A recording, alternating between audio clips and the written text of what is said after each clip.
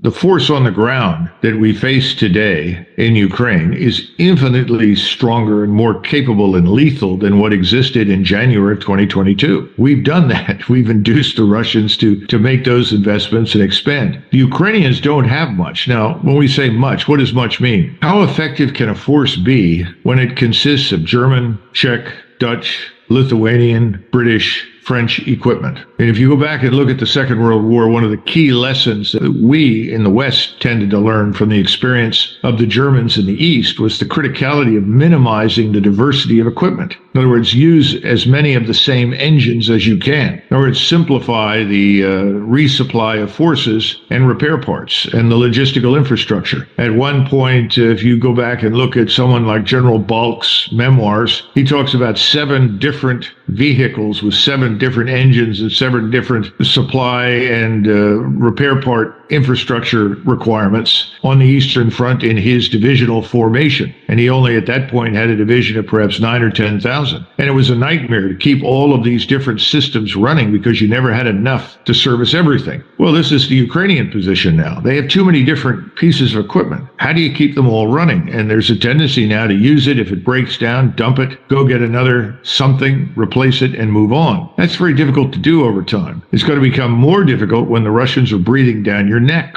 Remember that the Russians have been defending largely. In other words, they ceded the operational initiative in a sense to the Ukrainians by allowing them to organize, mobilize, assemble, and attack. Well, the Ukrainians haven't got much left to do that with. I told you what I think they have left and what they might be able to do. But then you have the equipment nightmare, the resupply nightmare. And these nightmares aren't getting any better. Whereas on the Russian side, the situation is infinitely better now. They've moved forward large caches of equipment and ammunition. Things are positioned where they can be rapidly pushed forward and resupply their troops. Ukrainians don't have any of that going on right now. The Russians are not operating to our timetable. They're not trying to outperform Guderian's advances across eastern Ukraine. They're trying to achieve an objective, which is to utterly destroy the force on the ground and to compel people to talk to them, to negotiate with them, and if not, then they'll destroy them. So that's where we are. And I think they will make good use of the next 3-4 months while the ground is fairly solid and dry to advance. And their goals are very clear that other than eastern Ukraine, where they are now, they have an interest in Kharkov and Odessa because these are historically Russian cities. They are not going to turn those over to the Ukrainians. You know, you can go back to 2014 and earlier and look at the atrocities committed against Russians down in Odessa. There should be no question in anybody's mind that Odessa will once again be Russian, as will Kharkov. But other than that, the Russians have no desire to rule Ukrainians. I mean, they know that the Ukrainians in the West are absolutely incurably hostile to them. They don't want to rule them. They don't want to govern them. They just want them to be neutral. In other words, they don't want Ukraine exploited by NATO and the United States as a potential battering ram in the future, the way it was exploited over the last 8 or 9 years in eastern Ukraine. They don't want to wake up and find missiles in their backyard that are pointed at them, at all the key targets in Russia, any more than we wanted to wake up and see missiles in Cuba pointed at everything in the United States. It's not very different. But we didn't want to rule Cuba. We didn't want to govern the place. We just wanted to get the missiles out. I think the Russians feel very much the same way. Now, if we refuse, and everybody keeps saying, well, what if?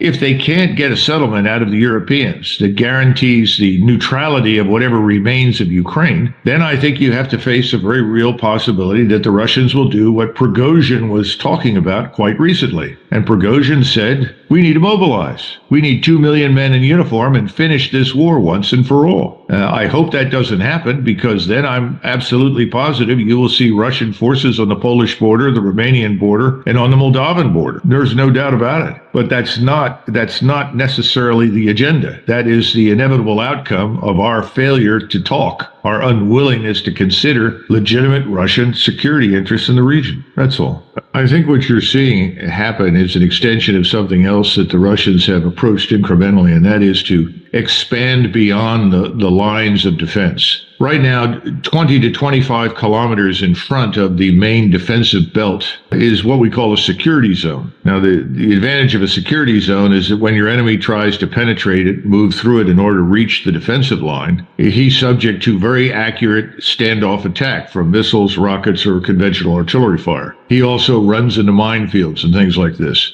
This has been devastating for the Ukrainians, obviously. Now, the Russians control this 25-kilometer strip all along the front, and I think they're expanding it. And if you look at the map, just pull it out and look at the places where they are expanding, look at the road nets and the rail lines that are connected to them. It's not difficult to establish that if you control most of these areas that they're interested in right now, then moving your forces forward to advance becomes much easier. In other words, you're not fighting your way through massive Ukrainian defensives. You're simply putting large numbers of vehicles and equipment and soldiers on multiple routes and moving them forward to attack positions. And I think that's what we're going to see in June. Now, when? I don't know. And again, I still think the predisposition on the Russian side is to wait a little longer, because the Ukrainians have now announced that what was formerly going to be a spring offensive will be a summer offensive. And the Ukrainians have taken steps to create a force that can attack. Now, that force consists primarily of the 30 to 35,000 Ukrainian soldiers training in Britain, the United States, Canada, the Czech Republic, and Germany, and moving them back to Ukraine, where they can become the foundation for this counterattack force. Now, to these could be added another 40 or 50,000, but I suspect that the 40 or 50,000 are not nearly as well trained, if they're trained at all. So once that's assembled, and that's a force of what? Somewhere between 50 and 60,000 perhaps, they will try to launch at a particular point in the line. Now, they'll probably create diversionary attacks elsewhere, but they'll try to find a point of weakness. I don't think it's going to work, and I think whatever they do, they're going to be devastated once again by the Russians. Because if there's one thing the Russians have learned how to do, it's maintain persistent surveillance. People don't bring this up, but the Russians have, for the most part, the same kinds of technologies that we do in space, as well as on board unmanned or manned aircraft, which means they have a clear picture every day of Ukraine. Now, they're going to focus, obviously, on the areas that are in eastern Ukraine beyond the Dnieper River and some of the areas to the west, but they can see the whole area. And very recently, you had an attack by the Russians near Kiev